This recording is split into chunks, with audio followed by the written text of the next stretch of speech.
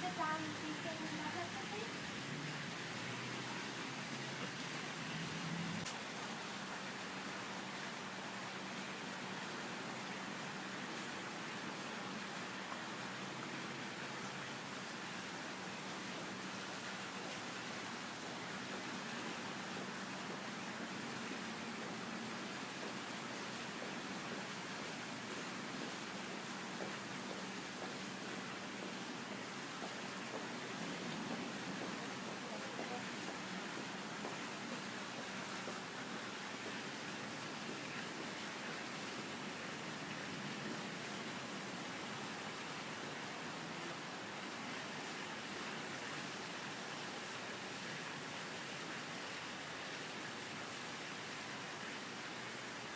Evaluate T5. You can put your arms behind your back.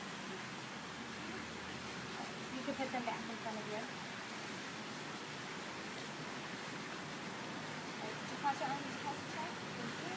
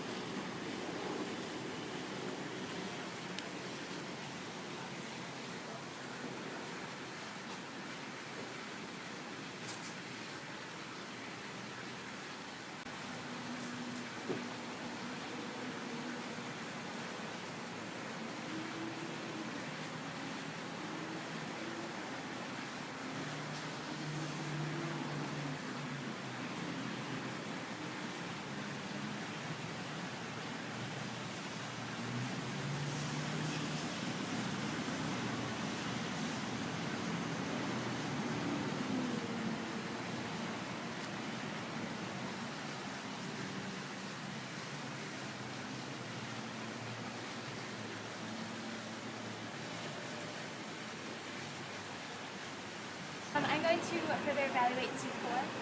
Could you put your chin all the way down to your chest, please?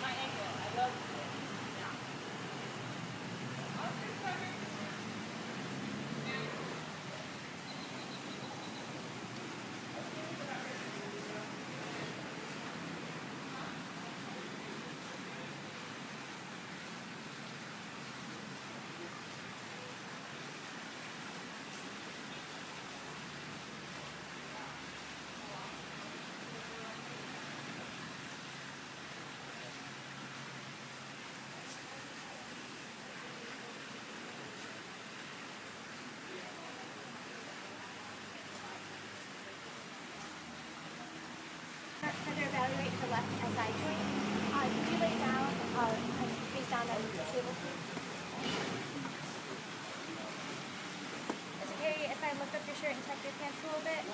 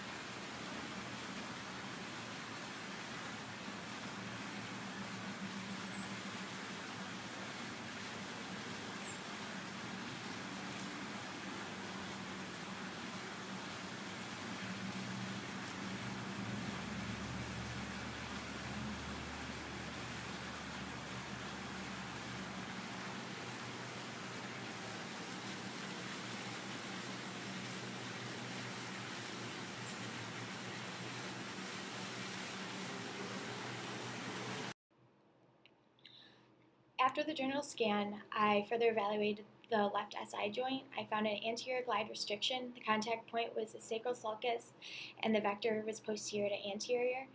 I did not find restrictions in the posterior glide, and the vector is anterior to posterior, or the lateral glide, and the vector is medial to lateral, and the medial glide, which is the vector is lateral to medial. The contact point for all those is the sacral sulcus also. In the thorax, I further evaluated T5. I got to it from the inferior border of the scapula and bisected T7. I found a flexion restriction with the contact point being the interspinous space of T5 and T6, and the vector is posterior and anterior. I also found a right rotation restriction and a right lateral bending restriction.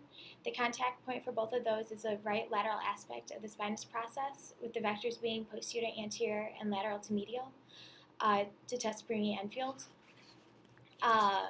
I did not find any restrictions in the ribs, but for rib elevation, the contact point is the inferior aspect of the rib, with the vector being inferior to superior to test the springy end field. And for depression of the rib, the contact point is the superior aspect of the rib, with the vector being superior to inferior to test springy end field. When I further evaluated cervicals, I found a flexion restriction at C4. I got to C4 from the VP. The contact point is the interspinous space of C4 and C5, with the vector being posterior to anterior.